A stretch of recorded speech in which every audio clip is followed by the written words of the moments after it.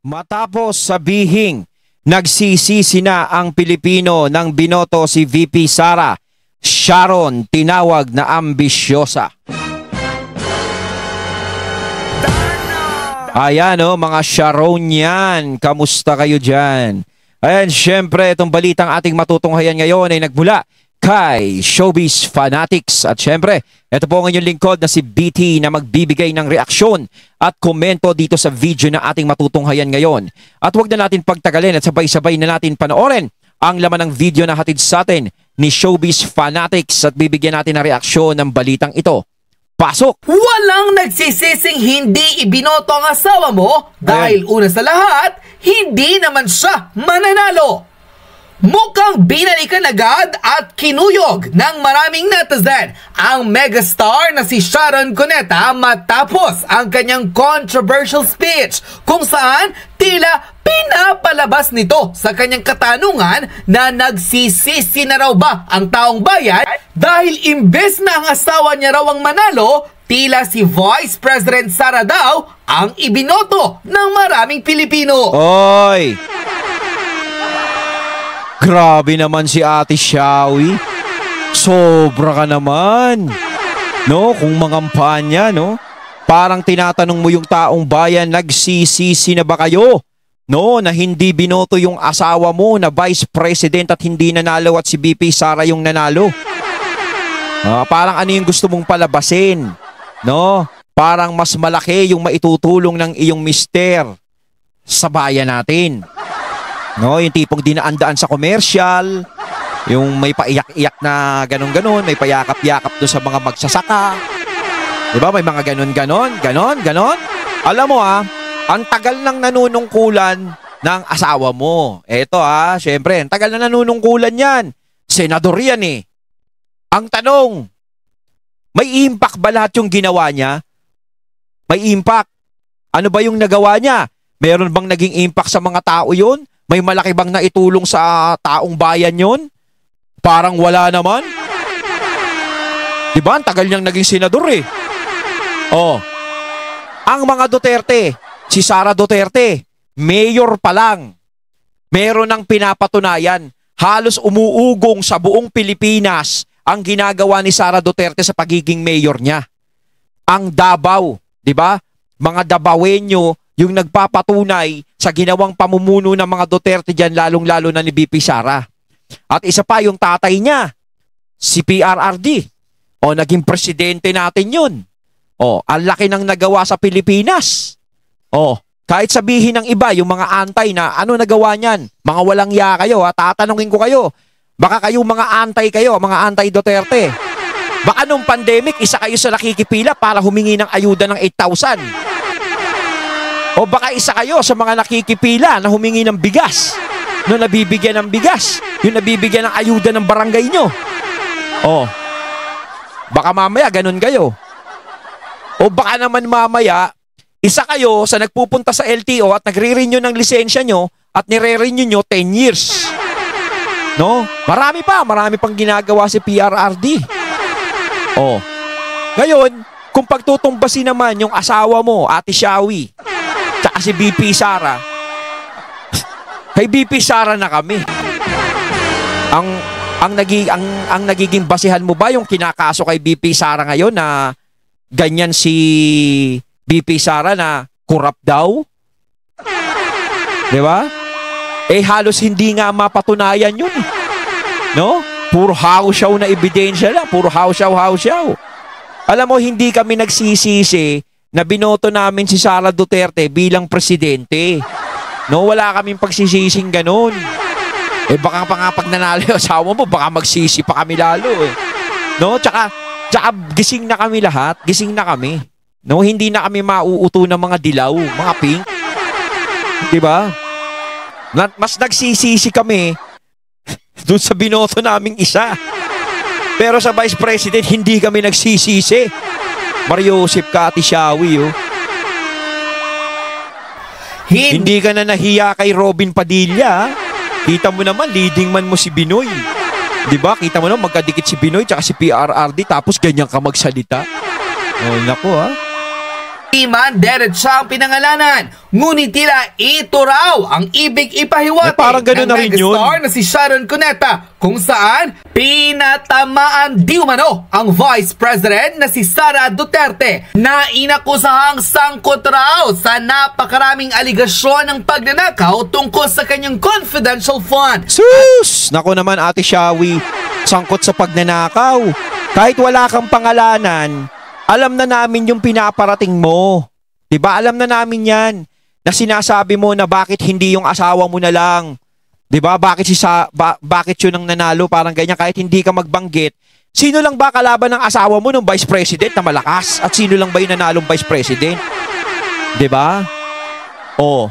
Tapos at babasihan mo yung mga binibintang kay Sara Duterte. Eh kita mo naman yung mga taong bayan hindi kumbinsido. 'Di ba? Hindi kumbinsido dun sa mga ebidensya na inilalabas kay Sara Duterte. Alam mo kung kumbinsido yung taong bayan na talagang si Sara Duterte ay ganon, si Bibi Sara, eh walang susuporta dyan kahit isa. Baka kahit kami, tatalikuran namin yan. Kaya nga bigyan nyo kami ng sapat na dahilan, no? Sapat na ebidensya, yung talagang magpapatunay na talagang siya yun. No? Na talagang may ginawa siyang ganon, yung talagang mabigat na mabigat. 'Di ba?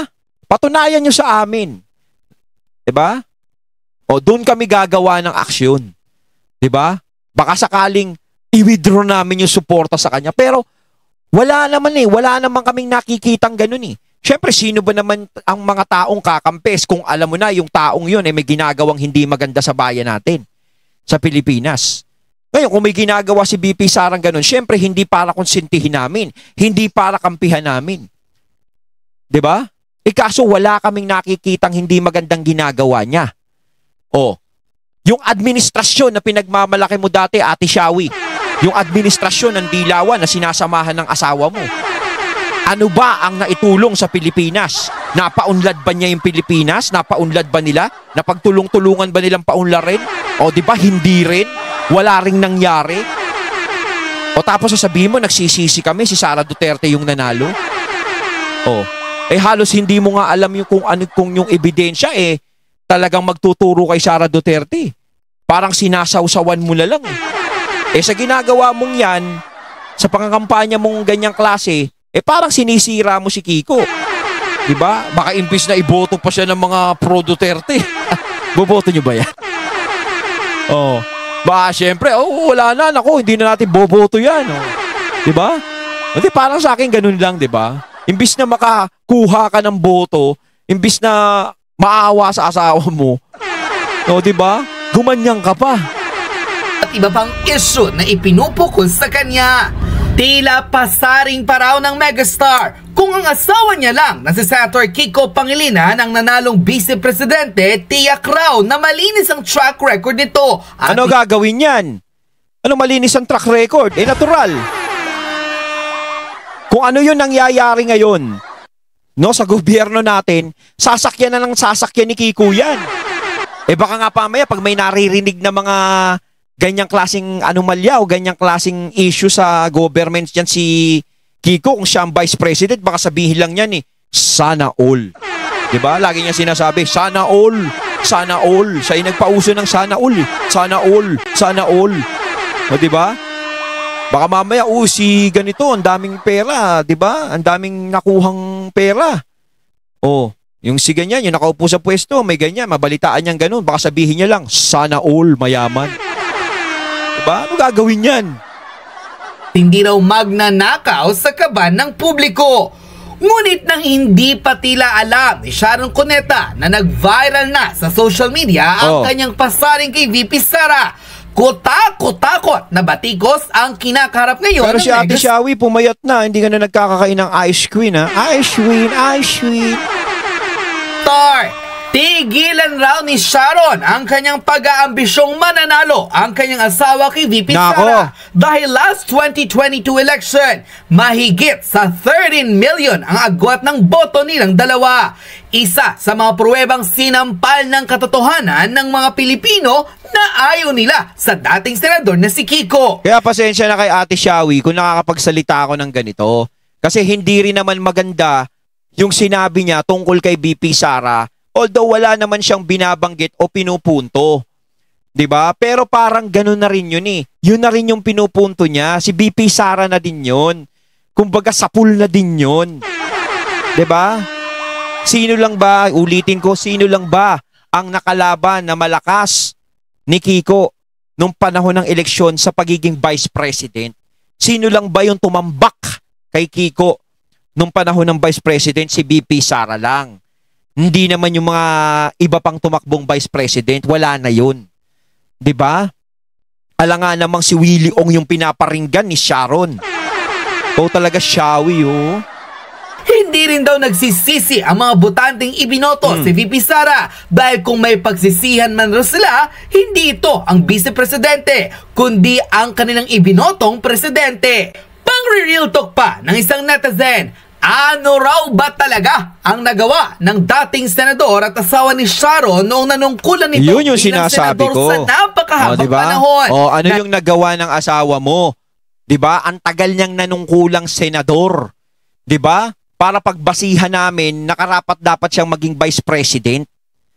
Kasi wala naman talaga siya, wala namang talagang naging impact yung pagiging senador niya. Hindi naman namin naramdaman. Kilala lang namin siya o si Senator Senator Pangilinan. Kilala lang namin siyang senador, pero kung sa impact lang ng ginagawa niya sa bansa natin, wala kaming naririnig. 'Di ba? Alam namin si Kiko asawa ni Sharon. O si Sharon asawa si Kiko, ganun lang. 'Di ba? Tapos tatakbo ka ng Vice President, wala ka man lang pruweba. No? Kung may mga pruweba kayong pinakita ng eleksyon, yung may mga payakap-yakap sa mga magsasaka, na may mga natulungan kayong magsasaka, hindi naman namin naramdaman yun. Sa ilan-ilan tao lang naman na tinutulungan nyo yun. Diba? Hindi katulad ng mga Duterte talaga eh. Talaga ang lakas ng impact ng ginagawa nila. No? Hindi naman dahil sa pinagtatanggol ko yung mga dahil totoo naman yun. Kumpara naman kay Kiko. Ani kahit isang Pilipino raw kapag tinanong on the spot kung ano ang kanilang matatandang ipinasa ni Kiko Pangilinan na batas, wala raw atang masasabi ang kahit na isang Pilipinong tatanungin nila. Ayon sa controversial post ng sa netizen online, mas malala kung si Kiko ang naging Vice President. Imagine, ang tagal ng senador ng asawa mo pero hindi ramdam ng tao ang eksistensya niya. If you're going to ask a commoner kung ano ang natatandaan niya sa mga batas na nagawa ng asawa mo, kahit yata isa, walang masasabi. Wala. Mayroon pala siyang co-sponsor noon, yung juvenile justice. Imbes na makatulong sa pagdidisiplina, mas lumala pa ang mga bata dahil sa batas na yan. Mas ginagamit ng sindikato dahil sa ipinasang batas ng asawa mo. Hindi nabibigyan ng parusa ang mga batang sutil at sakit sa ulo.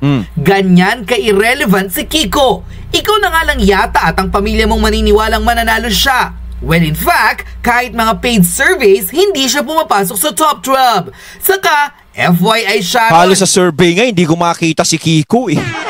Wala na akong makitang dilawan o kakamping na pumapasok sa survey ng eleksyon na darating na to sa pagiging senador. Wala na ako nakikita. Wala na yung karisma nyo. Wala na yung yellow karisma tsaka pink karisma. Wala na. Wala na talaga. Si BBM ang pinagsisisihan naming ibinoto, hindi si Sara. Sa last election lang, sinasabihan ng mga kakamping na magnanakaw si Bongbong. Ngayon, tahimik kayo kahit talamak ang korupsyon. Sa bagay, kailan lang nagparty ka pa kasama si BBM at Liza with caption na reunite with your friends. Iisa talaga ang dugo ng Mantakin mo, no? Lahat ng lumalait sa Marcos, lahat ng lumalait kay PBBM, lahat ng dumudura, yumuyura kay PBBM, no? Kita mo naman lahat ngayon nakakasama niya na. Lahat ngayon dumidikit na sa kanya. At talagang tinatanggap niya naman. Although sinabi niya na, oh wala nang kulay-kulay, wag na natin basihan, lahat magkaisa. Mariosep, nako, watch your back, BBM, watch your back. No, wag kang basta-basta magtiwala. Yung tunay mong kakampi, no? Yung tunay mong kakampi, tinanggal mo sa tabi mo. Yun ang naging malaking pagkakamali mo talaga. 'Di ba? Hook or by crook, hindi ka iniwan ng mga Duterte. 'Di ba? Talagang kahit nasa dilim pa ang mga Marcos, ang mga Duterte nasa tabi mo lang. Hanggang sa maging presidente si PRRD, hindi ka iniwan ni PRRD. 'Di ba? Halos binigyan kayo ng pabor. Hanggang kay BP Sara tumakbo kayo ng eleksyon ng 2022. hindi ka pinabayaan. Pero eto, pinabayaan nyo si BP Sara, pinabayaan nyo yung mga Duterte. Mas dinikitan nyo pa yung mga taong alam nyong sinusumpa kayo dati. No? Kaya watch your back. Diba? Trapo, as a former Sharonian, advice ko lang sa'yo, tigilan na ang imahinasyon at pasaring mo sa mga kalaban ng asawa mo sa politika. Oh, baka yung mga Sharonian dito, magsisugod kayo, Oh. Accept the reality na ayaw na ng Pilipino sa asawa mo. Yun lang yun. Huwag kang masyadong maraming drama. Nakakasawa ka.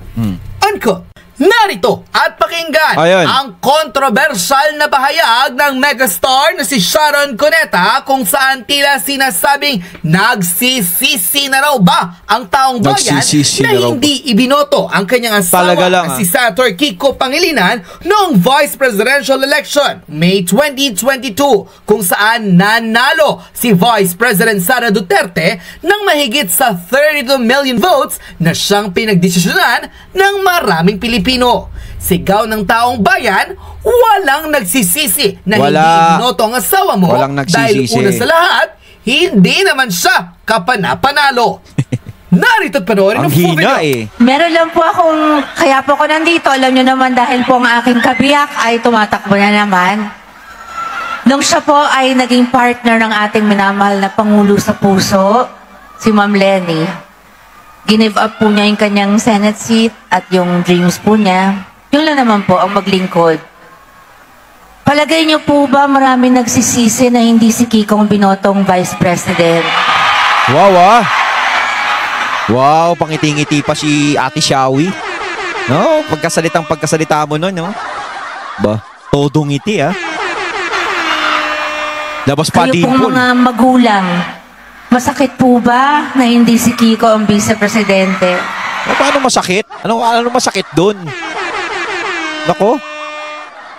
Baka lalong sumakit ulo namin pag asawa mo naging Vice President, Mario Joseph. Kita mo nga, kahit sa senador, wala kang makita sa survey. Ayan, umeepal na naman. Ayun. Si Sharon Cuneta. Diyos ka. Basahin natin mga lods. Sharon Cuneta, may patama nga ba kay VP Sara? Marami po ba ang nagsisisi ngayon? Si Kiko, wala pong nagawang masama. Wala po siyang ninakaw. Masakit po ba na hindi si Kiko ang naging presidente? Ano pakialam namin kung wala siyang ginawang masama, kung wala siyang ninakaw? Wala namang ginagawa yan Di ba talaga namang walang ginagawa? Yung sinasabi mong walang ginagawa, tama yun. Wala naman talaga siyang ginagawa. Kaya wala kaming nabalitaan na may ginagawa siya. No, sa tagal niya na ng kulang senador, wala naman talaga siyang ginagawa. Kaya tama yung sinasabi mo. Feeling ang puta. Marami po ba ang nagsisi ngayon? Alam mo, Sharon, ang pinagsisisihan lang naman namin ay binoto namin yung presidente. Yun lang. Pero hindi kami nagsisi na hindi namin binoto yung Kiko Matching mo. At hindi kami nagsisisi na ang Vice President si VP Inday Sara proud pa. Dapat kasi si Kiko Matching nasa batibot. Kasama ni Pong Pagong. Di ba? Dapat nga presidente siya Nakakatawa talaga ito si Sharon. Ay nako, election day na naman. Sa tingin mo ba makakabalik yung asawa mo sa pagiging senador? Mas lalo na sa sinabi mo, sa ginawa mo. 'Di ba? Negative campaigning 'yan. 'Di ba? Parang ikaw yung naglagay sa alanganin kay Kiko niyan. Ganyan pa rin ba ang estilo nyo, Sharon? Diyos ko, paano kayo mananalo kung palaging ganyan ang mga patutsada nyo? Ayon, at ating natunghayan ng video na nagmula kay Showbiz Fanatics. At syempre natunghayan natin yung video na yon na binigyan natin ng reaksyon. Walang iba kundi si Mr. Real Talker. Kayo mga katunay, anong masasabi nyo tungkol dito? Comment lang po kayo sa comment box. So once again, I'm BT and I'm out. Peace.